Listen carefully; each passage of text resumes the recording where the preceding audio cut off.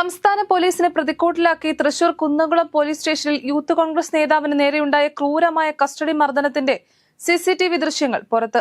2023 ഏപ്രിലിൽ നടന്ന സംഭവത്തിന്റെ ദൃശ്യങ്ങളാണ് 1.5 വർഷത്തോളം നീണ്ട നിയമ പോരാട്ടത്തിനൊടുവിൽ വിവരാവകാശ നിയമപ്രകാരം ഇപ്പോൾ പുറത്തു വന്നിരിക്കുന്നത്. യൂത്ത് കോൺഗ്രസ് ചൊവ്വന്നൂർ മണ്ഡലം പ്രസിഡന്റ് VA സുജിത്തിനെ സ്റ്റേഷനകത്തുവെച്ച് പോലീസ് ഉദ്യോഗസ്ഥർ സംഘം ചേർന്ന് മർദ്ദിക്കുന്നതിന്റെ വ്യക്തമായ ദൃശ്യങ്ങളാണ് പുറത്തു വന്നത്.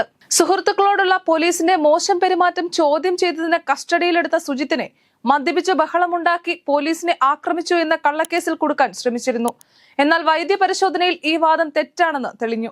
ക്രൂരമായ മർദ്ദനത്തിന്റെ വ്യക്തമായ CCTV ദൃശ്യങ്ങൾ ലഭ്യമായിട്ടും കുറ്റാരോപിതരായ ഉദ്യോഗസ്ഥരെ സർവീസിൽ നിന്ന് സസ്പെൻഡ് ചെയ്യാതെ അവരെ നിലനിർത്തിക്കൊണ്ടുള്ള അന്വേഷണ പ്രഹസനമാണ് പോലീസ് നടത്തിയത്. കേവലം ദുർബലമായ വകുപ്പുകൾ മാത്രം ചുമത്തി പ്രതികൾക്ക് സംരക്ഷണ കവചം ഒരുക്കുകയായിരുന്നു പോലീസ്. തുടർ നടപടികൾ കോടതി തീരുമാനിക്കട്ടെ എന്ന സാങ്കേതികമായ നിലപാട് സ്വീകരിച്ച് കൈകഴുകാൻ ശ്രമിച്ച പോലീസ് മറുവശത്ത് കേസ് ഒതുക്കി തീർക്കാൻ നടത്തിയ ശ്രമങ്ങൾ അതിലും ഞെട്ടിക്കുന്നതാണ്. പരാതി പിൻവലിക്കുന്നതിനായി ഇടനിലക്കാർ വഴിയും നേരിട്ടും ബന്ധപ്പെട്ട പോലീസ് ഉദ്യോഗസ്ഥർ 20 ലക്ഷം രൂപ വരെ വാഗ്ദാനം ചെയ്തു എന്നത് ഈ സംഭവം കേവലം ഒരു അതിക്രമമല്ല, മറിച്ച് ഒരു സംഘടിത കുറ്റകൃത്യമാണെന്ന് തെളിയിക്കുന്നു. ഈ ഒത്തുതീർപ്പ് ശ്രമങ്ങൾക്ക് നേതൃത്വം നൽകുകയും മർദ്ദനത്തിൽ പങ്കാളിയാവുകയും ചെയ്ത സംഭവ സമയത്ത് പോലീസ് ഡ്രൈവറായിരുന്ന സഹീർ എന്ന ഉദ്യോഗസ്ഥൻ യാതൊരു നിയമ നടപടിയും നേരിടാതെ നിലവിൽ റവന്യൂ വകുപ്പിൽ ജോലിയിൽ തുടരുകയാണ്. ആഭ്യന്തര വകുപ്പിന്റെ സംവിധാനത്തിന്റെ പരാജയവും അഴിമതിയുടെ ആഴവും വ്യക്തമാക്കുന്ന ഒന്നാണിത്. ഒരു വശത്ത് നിയമ നടപടികളെ ദുർബലപ്പെടുത്തുകയും മറുവശത്ത് പണം നൽകി കേസ് ഇല്ലാതാക്കുകയും ശ്രമിക്കുകയും ചെയ്യുന്നതിലൂടെ കുന്നംകുളം സംഭവം പോലീസ് സേനയിലെ ക്രിമിനൽ വൽക്കരണത്തിന്റെയും നിയമലംഘനത്തിന്റെയും ഭയപ്പെടുത്തുന്ന ഉദാഹരണമായി മാറിയിരിക്കുന്നു. മർദ്ദനത്തിൽ സുജിത്തിന്റെ കേൾവിശക്തിക്ക് തകരാർ സംഭവിച്ചിരുന്നു. സംഭവത്തിൽ Kunnamkulam first class judicial magistrate കോടതിയുടെ നിർദ്ദേശപ്രകാരം അന്നത്തെ സബ് ഇൻസ്പെക്ടർ ഉൾപ്പെടെ 4 പോലീസ് ഉദ്യോഗസ്ഥർക്കെതിരെ കേസെടുത്തിട്ടുണ്ട്. ദൃശ്യങ്ങൾ പുറത്തു വന്നതോടെ സർക്കാരിനെതിരെ രൂക്ഷ വിമർശനവുമായി പ്രതിപക്ഷം രംഗത്തെത്തി.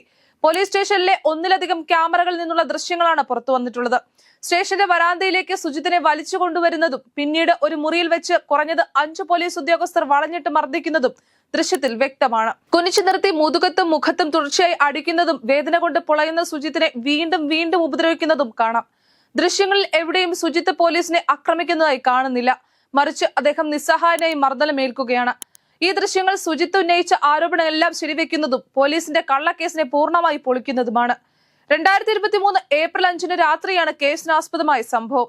സുഹൃത്തുക്കളുമായി സംസാരിച്ചു നിൽക്കുകയായിരുന്ന സുജിത്ത് അതുവഴി വന്ന പോലീസ് സംഘം സുഹൃത്തുക്കളോട് മോശമായി പെരുമാറുന്നത് ചോദ്യം ചെയ്തു. ഇതിൽ പ്രകോപിതരായ പോലീസ് സുജിത്തിനെ ബലമായി ജീപ്പിൽ കയറ്റി സ്റ്റേഷനിലേക്ക് കൊണ്ടുപോവുകയും അവിടെ വെച്ച് ക്രൂരമായി മർദ്ദിക്കുകയുമായിരുന്നു. കൃത്യനിർവഹണം തടസ്സപ്പെടുത്തി പോലീസിനെ ആക്രമിച്ചു തുടങ്ങിയ വകുപ്പുകൾ ചുമത്തി സുജിത്തിനെതിരെ കേസെടുത്തെങ്കിലും മദ്യപിച്ചിട്ടില്ലെന്ന വൈദ്യപരിശോധനയിൽ തെളിഞ്ഞതോടെ കോടതി ജാമ്യം അനുവദിച്ചു. എന്നാൽ മർദ്ദനമേറ്റതിനെ തുടർന്ന് ചെവിക്ക് ഗുരുതരമായി പരിക്കേൽക്കുകയും കേൾവിശക്തിയെ ബാധിക്കുകയും ചെയ്തിരുന്നു. തുടർന്ന് തനിക്ക് നീതി ലഭിക്കാൻ സുജിത്ത് ഉന്നത പോലീസ് ഉദ്യോഗസ്ഥർക്കും മനുഷ്യാവകാശ കമ്മീഷനും പരാതി നൽകിയെങ്കിലും കാര്യമായ നടപടികൾ ഉണ്ടായില്ല. ഇതോടെയാണ് അദ്ദേഹം കോടതിയെ സമീപിച്ചത്. കേസിന്റെ ഗൗരവം മനസ്സിലാക്കിയ കോടതി പോലീസുകാർക്കെതിരെ കേസെടുക്കാൻ ഉത്തരവിടുകയായിരുന്നു. ഇതിനിടയിലാണ് മർദ്ദനത്തിന്റെ നിർണായക തെളിവായ CCTV ദൃശ്യങ്ങൾക്കായി സുജിത്ത് വിവരാവകാശ നിയമത്തെ ആശ്രയിച്ചത്. പോലീസ് ദൃശ്യങ്ങൾ നൽകാൻ വിസമ്മതിച്ചപ്പോൾ സംസ്ഥാന വിവരാവകാശ കമ്മീഷനെ സമീപിച്ച് അനുകൂല വിധി സമ്പാദിക്കുകയായിരുന്നു. ഈ ദൃശ്യങ്ങളാണ് ഇപ്പോൾ പുറത്തു വന്നിരിക്കുന്നത്. ദൃശ്യങ്ങൾ പുറത്തു വന്നതിന് പിന്നാലെ സർക്കാരിനും ആഭ്യന്തര വകുപ്പിനുമെതിരെ അതിരൂക്ഷ വിമർശനമാണ് പ്രതിപക്ഷം ഉന്നയിക്കുന്നത്. ഇവർ പോലീസുകാരല്ല, കാക്കിയിട്ട ക്രിമിനലുകളാണ്. പോലീസ് സ്റ്റേഷനുകൾ ഇടിമുറികളാക്കി മാറ്റുന്ന ഗുണ്ടാ സംഘങ്ങളെയാണ് സർക്കാർ സംരക്ഷിക്കുന്നത് എന്നാണ് പ്രതിപക്ഷ നേതാവ് VD സതീശൻ ആരോപിച്ചത്.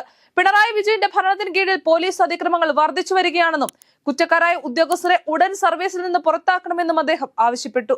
കോൺഗ്രസും യൂത്ത് കോൺഗ്രസും സംസ്ഥാന വ്യാപകമായി പ്രതിഷേധ പരിപാടികൾക്ക് ആഹ്വാനം ചെയ്തിട്ടുണ്ട്. ഈ സംഭവം കേരള പോലീസിന്റെ പ്രവർത്തനങ്ങളെയും സേനയിലെ ക്രിമിനൽ വൽക്കരണത്തെയും കുറിച്ചുള്ള ഗൗരവമേറിയ സംവാദങ്ങൾക്ക് ഒരിക്കൽ കൂടി തിരികൊളുത്തിയിരിക്കുകയാണ്.